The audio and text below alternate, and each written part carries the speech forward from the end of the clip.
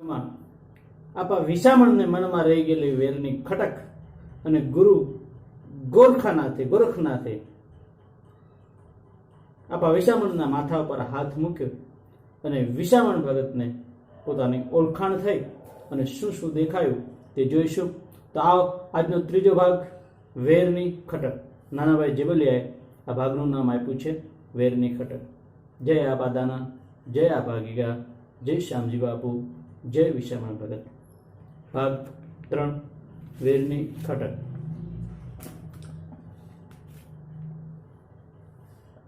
આપા વિસામણે દાન બાપુને અને ગોરખ બાપુને આમંત્રણ આપ્યું છે.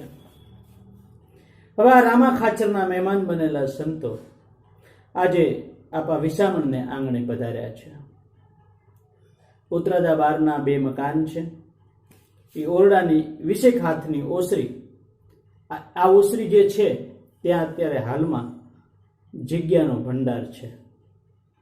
હવે આ ઓસરીમાં 2 ઢોલિયા ડાળ્યા છે. ઢોલિયા પર રજાઈઓ અને તકિયા વિછાવ્યા છે.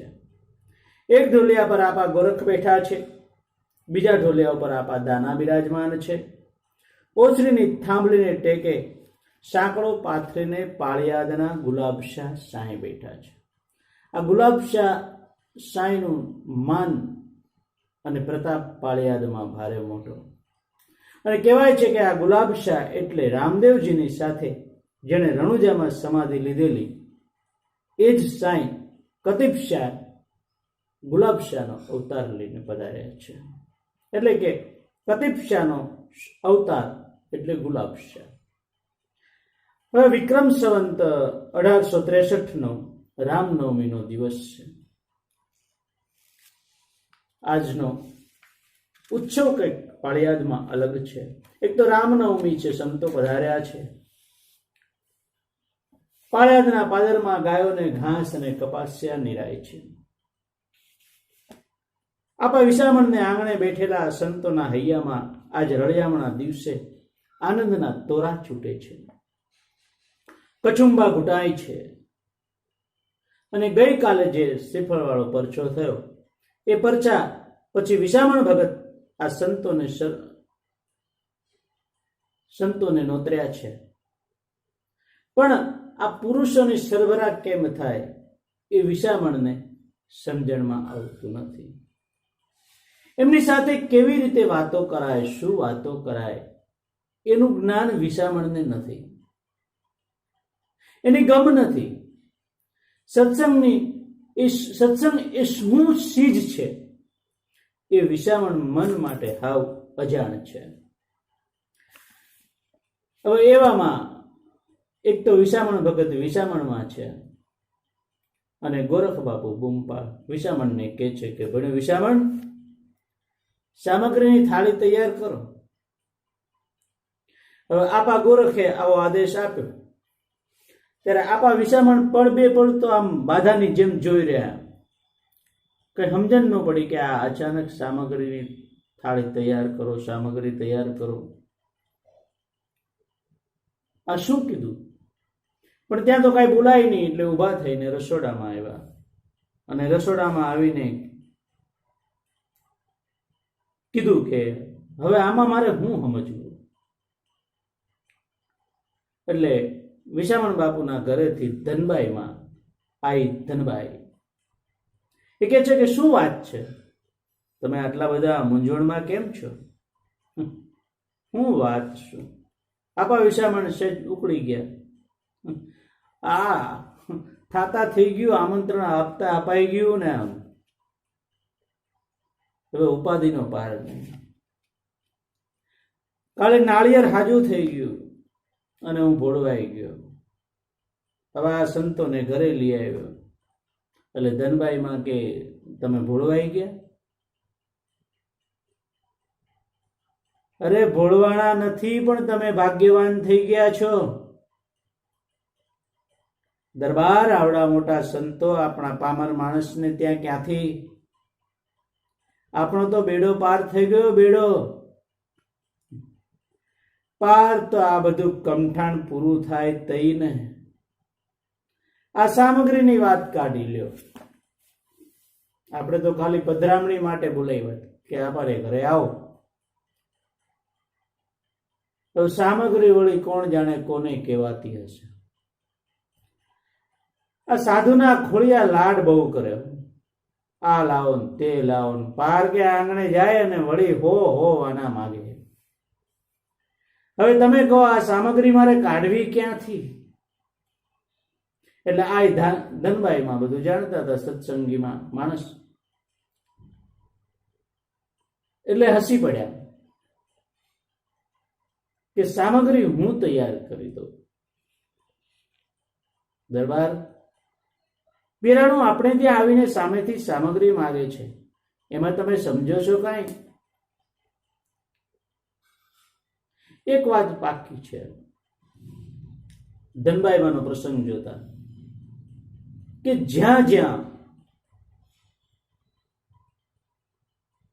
પત્ની, ધર્મપત્ની સત્સંગી છે, ધર્મને માનનારી છે, સત્યમાં જેને પ્રેમ છે, એનો પતિ કદાચ ગમે તેવો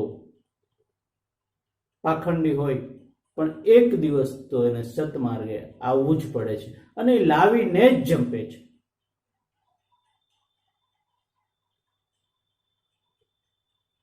એની સતત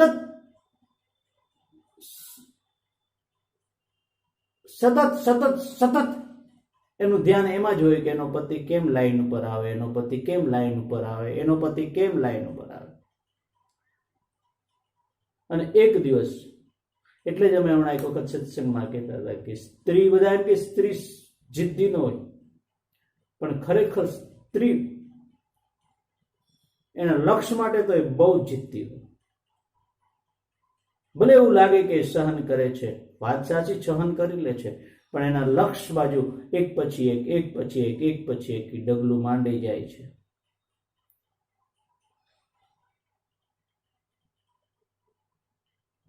પણ એનું લક્ષ્ય એના ઘરનું, એના પરિવારનું, એના પતિનું ફક્ત ને ફક્ત સારું કરવા માટેનું જ હોય છે. સ્વાર્થી લક્ષ્ય હોતું નથી. એટલે આ ધનબાઈ હસી પડ્યા કે સામગ્રી હું તૈયાર કરી દઉં છું. દરબાર પીરાણું આપણે ત્યાં આવીને સામેથી સામગ્રી માગે, એમાં તમે સમજો છો કાંઈ? સમજુ કે ન સમજુ એમાં કાંઈ ફરક પડવાનો છે? હું કઈ બિલખાના શેઠ સગાડશા જેવો ભગત બનવા નથી માંગતો કે સંત માથા માગે ને આપી દઉં, ખાંડી દઉં. આ તો બધું થાતા થઈ ગયું. અરે રે, પત્ની પાછું હશે. આમાં કઈ એવી વાત નથી દરબાર. એ કઈ સગાડશાની જેમ તમારી પાસે માથા નથી માંગતા. તમે કઈક સમજો તો ખરા. અરે સમજે ક્યાંથી? અને આપા વિસામણ ઉલઝનમાં આટા મારે છે. અને આ ધનબાઈ એકદમ ગળગળા અવાજે, ગરવા અવાજે કે છે કે દાન બાપુના કહેવાથી ગોરખ બાપુ તમને કંઠી બાંધવાના છે. મને? હા, તમને. તમારો ભવ પાર થઈ જવાનો છે. તમે ક્યાંક ના ન પાડતા હો તો હું કંઠી બાંધી લો એમ? હા દરબાર, હવે હદ થઈ ગઈ. આપણા હજારો પાતકનો અંત આવે બાપ. ભલે, પણ આ સામગ્રી હું મંગાવી રાખું છું. તમે જઈને ડાયરામાં બેસો. અને આપા વિસામણ ડાયરામાં આવીને મૂંગા બેસી ગયા. એટલે આપા ગોરખ હસ્યા કે આપા વિસામણ છો તો મજામાં ને? હા બાપુ, ખૂબ મજામાં છું. તો હવે સામગ્રી મંગાવો બાપ, મુહૂર્ત વીતી જાય છે. આપા દાનાએ કીધું કે હવે મુહૂર્ત વીતી જાય છે, સામગ્રી મંગાવો. અને એટલી વારમાં તો ઘરમાંથી સામગ્રીની થાળી આવી ગઈ. સામગ્રીમાં શ્રીફળ, સાકરનો પડો અને ગુરુ દક્ષિણાનો રૂપિયો. આપા ગોરખના ચરણે મૂકીને આપા વિસામણ સંતને પગે લાગ્યા. અને એ જ વેળાએ આપા ગોરખે એમનો હાથ માથા ઉપર વિસાવણના માથા ઉપર મૂક્યો. સમર્થ પુરુષે શક્તિ અને ચેતનાનો ચિત્રપાત કર્યો. આપા વિસાવણ 5 પળ માટે જાણે પૃથ્વીના પિંડ ઉપરથી ઉચકાઈને બ્રહ્માંડને ચાકડે ચડ્યા. એમની આંખો આગળ અનંત અવકાશ ઉભરી આવ્યું. 33 કરોડ રૂવાડામાં દીવડા ટમટમ્યા. એ ખુદ અનુભવી શકે તેમ એમના દેહમાંથી કશુંક ખેંચાતું હોય, કશુંક ઢોળાતું હોય એવું લાગ્યું, અને ત્યાં નવું કશુંક દાખલ થતું હોય એવું લાગ્યું. બાપુ, એકદમ આર્ત સ્વરે વિસામણ ભગતે ગુરુ સામે જોયું કે બાપુ, અને પછી સૌ સભાજનોને એમણે નમ્રપણે હાથ જોડ્યા. આ પહેલી વખત વિસામણ ભગતે કોઈ સભામાં હાથ જોડીને નમન કર્યા છે. આ કાળ ઝાડ આદમીની ખાલી આંખ્યું ફરે, લોકોના મસ્તકો ઝૂકી જાય. આજે સૌને નમન કરે છે, સૌને વંદે છે. ગુરુ કહે છે કે આપા વિસામણ, આ ડાયરાને તમે જે વંદો છો, ડાયરાને તમે જે નમન કરો છો, એ ડાયરો હજી તમારી કઈક વાટ જોવે છે. કેમ કે ડાયરાને ખબર છે કે કંઠી બાંધ્યા પછી કઈક નિયમ લેવાનો હોય. શેની વાટ આપા? તમે કોઈ નિયમ નથી લીધો હજી. નિયમ? આપા વિસામણ એક એક છોકી ગયા અને આખો ડાયરો ખડખડાટ હચી પડ્યો કે આપા વિસામણ, હવે તમારે નિયમ લેવા પડશે બાપ. આ તો સંતની કંઠી છે. નાવું પડશે, પૂજા પાઠ કરવા પડશે, ધૂપ દીવા કરવા પડશે, ધ્યાન યોગ કરવા પડશે, ધર્મ કરવું પડશે, દયા કરવી પડશે, દાન કરવા પડશે. અને આપા વિસામણના ચહેરા ઉપર વળી પાછી તલક છાયડી રમી. નીમ લેવાની પળોમાં એ ડામાડોળ થઈ ગયા. તાતો ત્યાં ગુલાબ શાહ પીર બેઠા હતા. એ બોલ્યા કે એમાં શું થઈ ગયું? તમે મહોર શું કામ મારો છો? એ તો નીમ લેશે ને એમ વિસામણ, અને નીમ લેવડાવશે લોકોને. તમે જાણતા નથી, પણ એ મારા રામદેવ પીરનો અવતાર છે. હો બાપ. અત્યાર સુધી ચૂપ બેઠેલા ગુલાબશાહ સાંઈ બોલ્યા, અને ગુલાબશાહના એ ગોળ અને પ્રભાવક ચહેરા ઉપર ડુંગર પરથી દોડતા ઝરણા જેવા ઉમળકા ઉભરાણા કે મારો સાક્ષાત રામદેવ આજ પ્રગટ થવાનો છે. અને ડાયરામાંથી મશ્કરી ઉઠી કે હા હા હા, તમે સાચું કહો છો ગુલાબશાહ, ઈ રામદેવ પીર જ છે. આખો મલક જાણે છે કે હાથમાં ભાલો, ઘોડો અને પડકારો એટલે રામદેવ પીર, બીજું શું હોય? ગુલાબશાહ, તમારી વાત પૂરી કરો. આપા ગોરખ કહે છે કે ગુલાબશાહ, આપની વાત પૂરી કરો. ગુલાબશાહ કહે છે પૂરી થઈ ગઈ બાપુ. આપો વિસામણ રામદેવ પીરનો અવતાર છે કે નહીં એ તો ઇતિહાસ કહેશે ગોરખ. આપા ગોરખ કે ગુરુ ગોરખ કહે છે ઇતિહાસ જવાબ આપશે. સાંઈ, તમારી વાત ઠાકર સત ઠરાવે, તમારા શબ્દોને ઠાકર સાચા સાબિત કરે. સૌ સારાવાના થઈ રહેશે. જો ગુલાબશાહની વાત સત ઠરતી હોય તો આપા વિસામણને નીમ લેવડાવો બાપુ. ડાયરામાં કદકાળિયા હોય ને ચાલુ થઈ ગયા. આપા ગોરખાએ અમી નજરથી આપા વિસામણની સામે જોયું અને મલકીને કહ્યું કે આપા વિસામણ, નીમ લ્યો બાપ. હવે પછી કોઈનો જીવ નહીં દુભાવો કયો. એવું નીમ લ્યો કે કોઈનો આત્મા નહીં કલ્પાવો. એવું નીમ લ્યો કે કોઈની સાથે વેર નહીં રાખો. તમારું કીધું કરીશ ગોરખ બાપુ. આપા વિસામણ બોલે છે કે તમારું કીધું હું કરીશ, પણ નીમ લઉં છું એમ નથી કીધું. એટલે આપા ગોરખ કહે છે કે તો મૂકો પાણી. અને આપા વિસામણ ડાયરામાંથી પણ આગ્રહ થયો કે પાણી મૂકો. પાણી તો આવતીકાલનો સૂરજ ઉગે મૂકીશ આપા.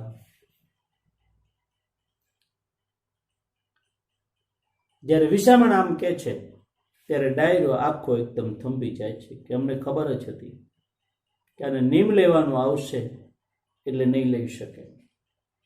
પણ આપા વિસામણના મગજમાં કંઈક જુદું ચાલે છે, બીજું ચાલે છે.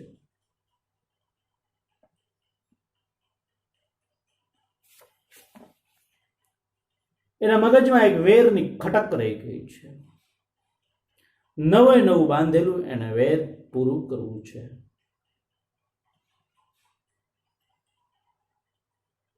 પોતાની જીભથી નીકળેલા શબ્દો એને છાછા પાડવા છે. બન્યું છે એવું કે થોડાક દિવસ પહેલા આપા માલા સૈડા ગામના એની ઘોડી વિસામણને આંખોમાં વસી ગઈ. એટલે આપા વિસામણે આપા માલાને કીધું કે આપા માલા, તમારી ઘોડી જાતવાન છે હો. આ ઘોડી વિસામણ, આ ઘોડીની ઉપર તો વિસામણનો સામાન સાજે, આ ઘોડી ઉપર તો વિસામણ શોભે. આપા માલા, બોલો તમારી ઘોડીની કિંમત. અને આપા માલા બોલ્યા, વિસામણ, તું ઘર ભૂલ્યો હો, અને માગા દીકરીઓના હોય, વહુના ન હોય. પણ આપા માલા, આ તો આપા વિસામણ હો, એની આંખમાં વસી જાય એ આપા વિસામણનું હોય. આપા માલા ક્રોધિત થયા અને આપા વિસામણને કીધું કે આપા વિસામણ, તું ભાન ભૂલ્યો છે. તે અત્યાર સુધી બોડક્યુમાં તું નાયો છે, સમંદરનો સામનો નથી કર્યો. તારા બાવડામાં એટલું બળ હોય તો હાલ્યો આવજે છૈડા, તારા વધામણા કરીશ.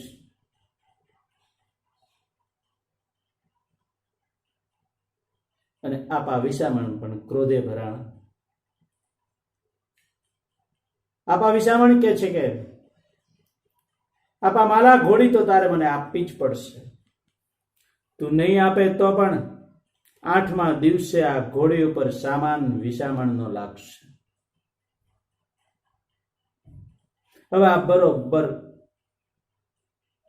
એકબીજાની પરસ્પર તીખી બોલી અને વેર બંધાણું અને જવાનમાંથી શબ્દ નીકળી ગયા કે 8મા દિવસે આ ઘોડી ઉપર વિસામણનો સામાન લાગશે. પેલાના સમયમાં વચનોની કિંમત હતી. પછી એ વચન કોઈ સાત્વિક સાધુ માણસનું હોય કે વચન કોઈ દુર્જનનું કેમ ન હોય,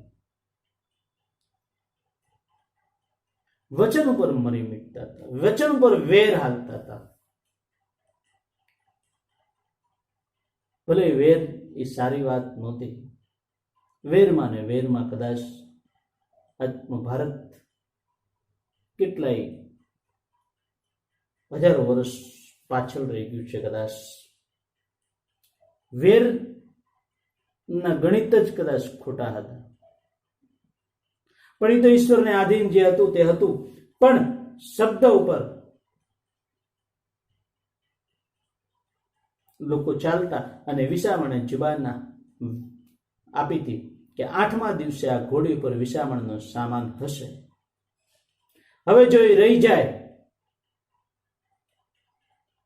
તો વિસામણને કોક કાલ કાયર કહી જાય, અને મારે કાયર નથી બનવું.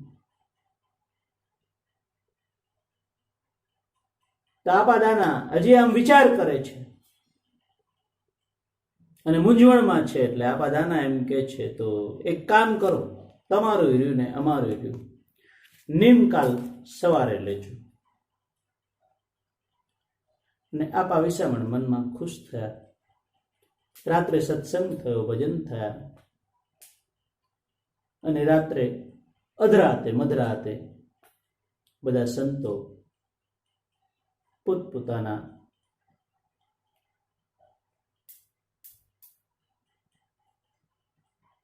આસન ઉપર પોતપોતાના જ્યાં શયન કરવાની વ્યવસ્થા હતી ત્યાં પરોઢી ગયા, સૂઈ ગયા. હવે મધરાત થઈ, બધા સંતો સૂઈ ગયા છે, પણ આપા વિસામણને ઊંઘ કેમ આવે? બરોબર મધરાતે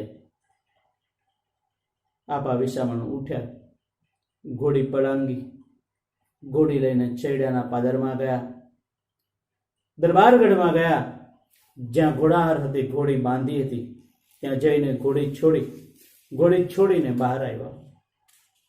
બહાર આવીને પછી એનો વેર, એની બહાદુરી સંતોષાઈ ગઈ એવું લાગ્યું. એટલે એક હાથ મૂછ ઉપર દીધો, એક હાથથી ઘોડીની લગામ પકડી અને મનમાં કહે છે કે હવે આપા માલા, જો આ ભાઈડો જે કીધું તું એ કરી બતાવ્યું. હવે જો તમારામાં તાકાત હોય, તમારા બાવડાના બળ માપવા હોય તો હાલ્યા આવો. એમ મનમાં હજી તો બોલે છે, ત્યાં તો ઘોડીએ એકદમ આંચકો માર્યો. ઘોડીએ આંચકો માર્યો અને ઉછળતા વેત સીધી નીચે પડી અને ઘોડીનું પ્રાણ પંખીડું ઉડી ગયું. આપા વિસામણ દુવિધામાં આવી ગયા, કઈ સમજે કઈ વિચારે એ પહેલા તો ઘોડીનું પ્રાણ પંખીડું ઉડી ગયું. ઘોડી ધડામ કરતી ઢળી પડી. આપા વિસામણને હૃદયથી ઝાટકો લાગ્યો. અરે આ શું થયું? એક ક્ષણે એને એના ઘરે જે સંતો છે એમને યાદ આવી કે મારા ઘરે સંતો પધાર્યા છે, મને આવા નિયમ લેવડાવવા માંગે છે અને હું આ વેર માટે અહીંયા આવ્યો. કોઈને પણ ખબર ન પડે એમ પસ્તાતા વિસામણ બાપુ આવીને પોતાના ઓરડામાં સૂઈ જાય છે. સવાર પડી, સંતો જાગ્યા, પ્રભાત્યા ગવાય છે. પછી આપા દાના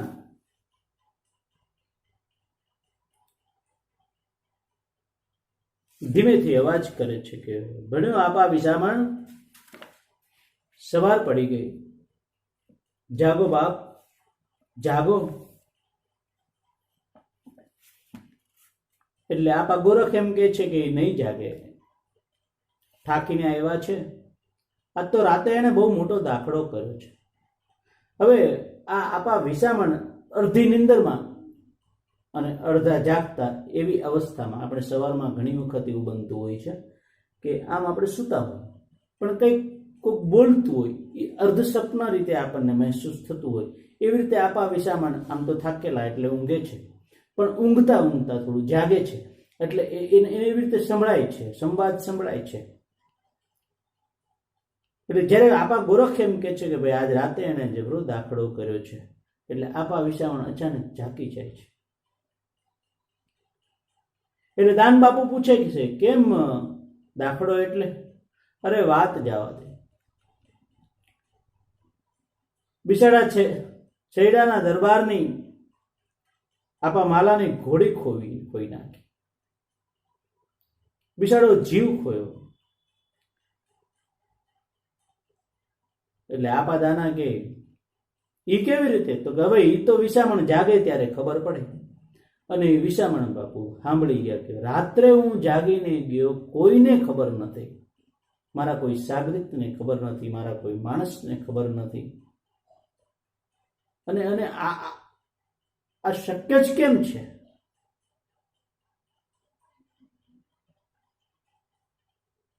આ ગુરુદેવને ખબર જ કેમ પડી? અઢળક માન થઈ ગયું એના ઉપર. અને વિસામણ ભગત આવીને દોડ્યા અને દોડીને ગોરખ બાપુના ચરણમાં પડી ગયા.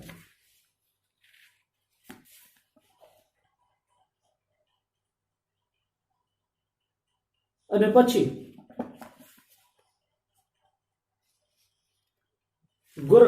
ગોરખ બાપુ એને ઉઠાડે છે. વિસામણ બાપુ કહે છે કે બાપુ મને માફ કરી દો, મને માફ કરી દો. હું અભાગી, મને કે કાંઈ ન સમજો બાપુ. હવે જટ કરો અને મને નેમ લેવડાવો. હવે તમે મને નેમ લેવડાવી તો હવે મારે કોઈ વેર નથી ચોરવા. હવે મારે કોઈની આરે નથી બાંધવું. હવે મારે કોઈને નથી લૂંટવા. હવે મારે કોઈને નથી કકળાવવા. હવે મને નીમ લેવડાવો. હવે પછી કોઈ મારું માથું જો ઉતારશે ને તોય હું એની સામે વેર નહીં કરું બાપુ. હું એની સામે વેર નહીં રાખું. હું પોતે દુઃખ સહન કરીશ, પણ અવરને દુઃખ નહીં આપું. હું બીજાને દુઃખ નહીં આપું. આ પાપી ખોળિયાનો ઉદ્ધાર કરો બાપુ. આ પાપી ખોળિયાનો ઉદ્ધાર કરો. એટલે આપા ગોરખ કહે છે કે તારું ખોળિયું પાપી નથી વિસામણ. આપા વિસામણ, તું તો પીર છો બાપ. મારા બાપ, તું તો પીર છો. આપો ગોરખ લાગણી ભર્યા સ્વરે કહે છે અને પછી આપા વિસામણ ઉપર હાથ મૂકે છે. હાથ મૂકતાની સાથે જ કહે છે કે લે હવે આંખ બંધ કર વિસામણ, જરાક જોઈ લે, હું તને તારી ઓળખાણ કરાવું. અને આપા વિસામણે ગુરુ વચન ઉપર વિશ્વાસ રાખ્યો અને આંખ બંધ કરી અને આગલા ભવથી અત્યાર સુધીનો આખો ભૂતકાળ એમની સામે નાટક થઈને ભજવાઈ ગયો. આના પછીના ભાગમાં આપણે એ ભૂતકાળમાં શું હતા અને એક પોકરાણ ગઢમાં શ્રી કૃષ્ણ રામદેવ પીર બનીને કેમ આવ્યા અને આજે અહીંયા પાળિયાદમાં રામદેવ પીર વિસામણ બનીને કેમ આવ્યા એના વિશે આપણે જાણીશું. જય આપા ગીગા, જય વિસામણ.